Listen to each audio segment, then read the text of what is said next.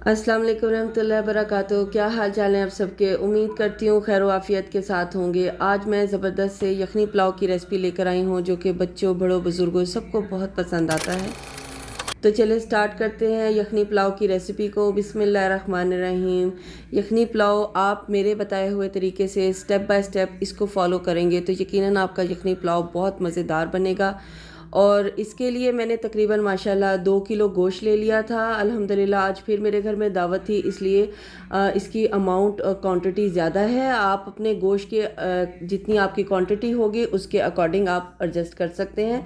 2 kilo गोश्त में मैंने पानी दुगना डाला है, बल्कि दुगने से भी थोड़ा सा ज़्यादा डाला है, इसलिए क्योंकि जब इसको हम बॉइलिंग रखेंगे प्रोसेस में तो इसके ऊपर जो झाग आएगी उसको साथ साथ हम निकालते जाएंगे। अच्छा जी, खड़े मसालों में सफ़ेद ज़ीरा, सूखा धनिया, सौंफ, काली मिर्ची, दारचीनी और छोटी इलायची है, और साथ में इसके बीच में साबुत गोल मिर्च है। अच्छा, बड़ी काली इलायची यहाँ नहीं मिलती इसलिए मैंने वो नहीं ली है। आपके पास अवेलेबल हो तो ज़रूर डालें। अच्छा, 2 प्याज, 2 ही लहसुन की पोथियाँ और बड़ा सा एक अदरक का टुकड़ा लिया है। इसका दुगना लेने की वजह यही है कि माशाल्लाह इसकी अमाउंट ज़्यादा है, इसलिए मैं दुगना ले रही हूँ। अगर आपका गोश्त 1 किलो है तो आप इन सब चीज़ों को एक एक करें, एक एक डालें, यानी 1 प्याज, 1 लहसुन और 1 अदरक का टुकड़ा। तो अगर आपका 1 किलो से भी कम है तो भी आप कम से कम एक एक ही अमाउंट डालें इसमें, क्योंकि यखनी हमें ज़्यादा बनानी है इसलिए मैं इसकी क्वांटिटी दुगनी डाल रही हूँ। और सब चीज़ें मैंने साबुत डाली हैं, कोई भी चीज़ मैंने काट के नहीं डाली। अच्छा, जो लहसुन है इसकी पोथियों को मैं फोक के साथ या नाइफ़ के साथ आप हल्का हल्का सा ब्रिक कर लें, ताकि जब बीच में आप डालें तो इसका जो अंदर का अरोमा और टेस्ट है ना वो आपकी यखनी में आ जाए। उसके बाद मैंने एक छन्नी ली है, उसके बीच में ये जो छोटे छोटे मसाले हैं जो कि मुंह में आए तो अच्छा नहीं लगता, मुझे तो बिल्कुल भी अच्छा नहीं लगता, तो इसको मैं एक स्टेनर में डाल रही हूँ।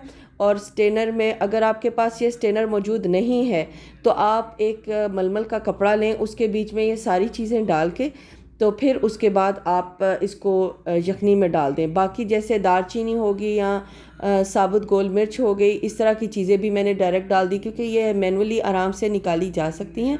जब आप इसके बीच में ये मसाला सारा डाल देंगे स्टेनर में तो फिर आप इसको हल्का सा पानी बहा लें, अगर इसके बीच में कोई मिट्टी वगैरह कुछ है तो वो साफ़ हो जाएगा।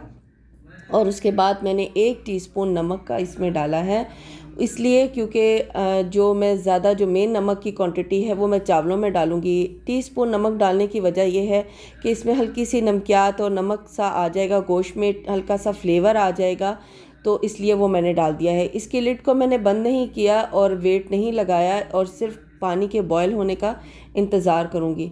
आपको भी मैं यही मशवरा दूंगी कि आप बिल्कुल भी इसको फ़ौरन कुकर को बंद ना करें, इसलिए क्योंकि ये जो देखें इसके ऊपर झाग आ रही है। अक्सर औक़ात जो बच्चियां नए नई कुकिंग करने शुरू करती हैं और उनको नहीं पता होता कि जब वो यखनी रखनी है तो इसके सरफेस पे एक ऐसे झाग सी आती है जिसको हमें निकाल देना चाहिए, ये नहीं इसमें जाना चाहिए, नहीं अच्छा लगता, तो इसको हम निकाल देंगे। ये समझे गोश्त का एक एक्सेस जो ऊपर होता है, यानी जो इसका ब्लड होता है वो बॉयल होके इसके ऊपर आ जाता है, तो आप इसके झाग को साथ ही साथ साफ़ करते जाएं। और फिर उसके बाद जब तक हमारा ये इसका ऊपर का क्लियर नहीं हो जाता तब तक मैं इसके ऊपर लिड नहीं लगाऊंगी, क्योंकि बाज़ दफ़ा आप इसके ऊपर जब ये लिड लगा के वेट लगा देते हैं तो कभी आप नोट करें कि एकदम से ना वो वेट से बाहर पानी आने लग जाएगा या वेट अजीब सी शोर करने लग जाएगा और वो ख़तरनाक होता है, उससे कुकर के फटने का भी ख़तरा होता है। तो इस चीज़ का आप बड़ा ख्याल रखें कि जब तक आपका अच्छे तरीके से बॉयल ना हो जाए यखनी तब तक आप इस पर वेट ना लगाएं। अब मैं इस पॉइंट पे इस पर वेट लगा दूंगी तकरीबन 15 मिनट के लिए, और 15 मिनट के बाद हम इसको देखते हैं, चेक करते हैं कि कैसा बना है। ये देखें माशाल्लाह ज़बरदस्त ही हमारी यखनी रेडी हो गई है। गोश्त ने अपना ऑयल निकाल दिया है एक माशाल्लाह, और ज़बरदस्त सा हमारा गोश्त गल गया है इसका। और गोश्त ऐसे इतना माशाल्लाह गलाएं कि ताकि जब इसमें भी पकना है पुलाव में तो बिल्कुल ही बहुत ज़्यादा गला हुआ ना हो, नहीं तो वो जब आप भुनाई करेंगे इसके पुलाव में तो फिर बोटियाँ टूटने का ख़तरा होगा। अच्छा जी, अब पुलाव के लिए जो चावल हैं इसके लिए मैंने तकरीबन 3 मीडियम साइज़ के प्याज ले लिए थे। अगेन बता रही हूँ क्योंकि हमारी क्वांटिटी ज़्यादा है, आप अपने क्वांटिटी के अकॉर्डिंग इसको एडजस्ट कर सकते हैं। मैं इसमें ऑयल मुनासिब डाल रही हूँ इसलिए क्योंकि माशाल्लाह यखनी का एक अपना ऑयल हमारा अच्छा खासा निकल आया है। तो जब मैं अगर इसमें ऑयल ज़्यादा डालूँगी तो जो हमारी यखनी है जब उसका ऑयल इसमें जाएगा तो फिर बहुत भारी बनेगा, यानी पुलाव में ना चिकनाहट बहुत बढ़ जाएगी। इसलिए इस चीज़ का ख्याल रखें। अगर बाज़ औक़ात ऐसा होता है कि गोश्त जो है उसकी इतनी यखनी में ऑयल नहीं आया, यानी वो चिकना गोश्त नहीं है, बाज़ लोग ड्राई बना लेते हैं, तो उसके लिए फिर आप अपने देख लें कि उसके मुताबिक आप अपना ऑयल जो सा है वो एडजस्ट कर लें। अच्छा जी, हमारा प्याज और लहसुन अदरक मैंने एक एक टेबल स्पून लिया भर के। जब हमारा गोल्डन हो गया है तो इस पॉइंट में मैं इसके बीच में जो साबुत प्याज था वो और लहसुन इसको निकाल के मैं साइड पे कर दूंगी। इसको ज़ाया कर देंगे, हम इसमें नहीं इस्तेमाल करेंगे। और जो गोश्त होगा वो मैं इसमें स्टेनर की मदद से प्याज में डालना शुरू कर दूंगी और साथ ही साथ मैं इसको भूनने लगूंगी, क्योंकि जब हम इस पॉइंट पे इसमें जब गोश्त डालेंगे और प्याज और लहसुन के साथ हमें इसको भूनना है जब तक इसकी खुशबू नहीं उठने लग जाती। और हमारा ये देखिए जो इसका जो फालतू इसमें था, जैसे ये अदरक आ गया है, तो मैंने इसमें नहीं जाने दिया, क्योंकि हमने अब फ्रेश सामान इसमें डाला है। उसकी खुशबू और उसका टेस्ट हमारा यखनी में ऑलरेडी आ चुका है, तो अब इसमें मैं ये चीज़ें नहीं डालूंगी, उसको आप ज़ाया कर दें। जो गोल साबुत मिर्च है वो तो वैसे ही भुनाई में हमारी बीच में एडजस्ट हो जाएगी। आपने अगर अब तक मेरे चैनल को लाइक शेयर सब्सक्राइब नहीं किया तो जल्दी से जाके कर दें। बेल आइकन की घंटी बजाना मत भूलें, ताकि मेरी हर वीडियो आप तक जल्द अज जल्द पहुंच जाए। चलें जी, वापस रेसिपी की तरफ आते हैं।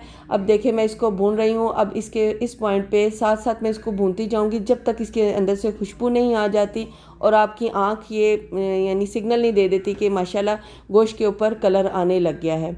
और इस पॉइंट पे मैं इसके बीच में डाल दूँगी 1 टेबलस्पून सफ़ेद ज़ीरा और 1 टेबलस्पून सूखा धनिया, जो कि हल्का सा कूट लिया है मैंने, उसकी खुशबू आए, बिल्कुल साबुत नहीं डाल रही, और हल्का सा उसको दरदरा सा कर लिया है मैंने, और वो मैं इसमें डाल दूँगी ताकि साथ साथ उसकी भी खुशबू उठने लग जाए और इसकी भी खुशबू साथ साथ मिक्स हो जाए।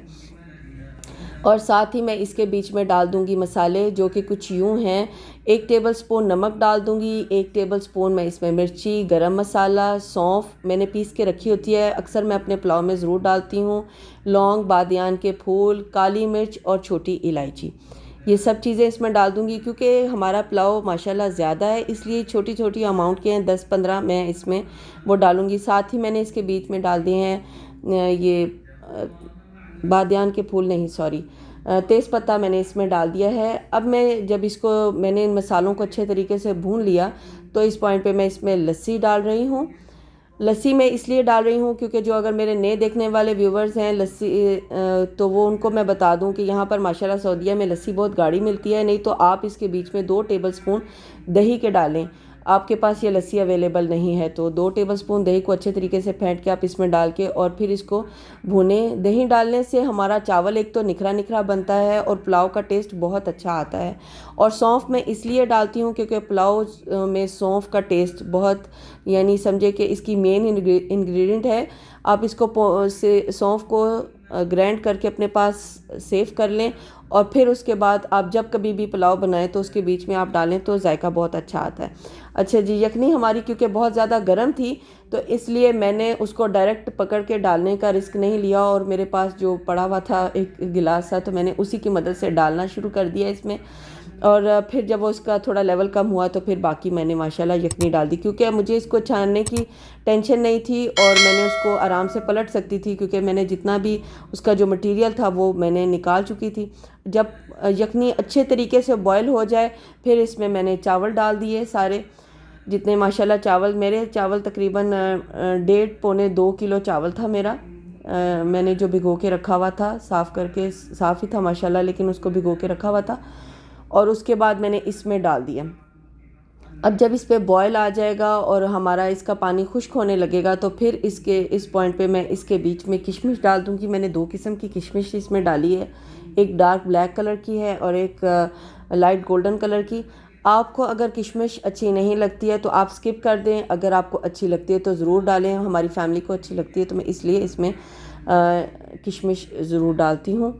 और इसको उसके बाद मैं 15 मिनट के लिए दम पे लगा दूँगी। देखिए माशाल्लाह जब इस पे बॉयल आया है तो मैंने इसके बीच में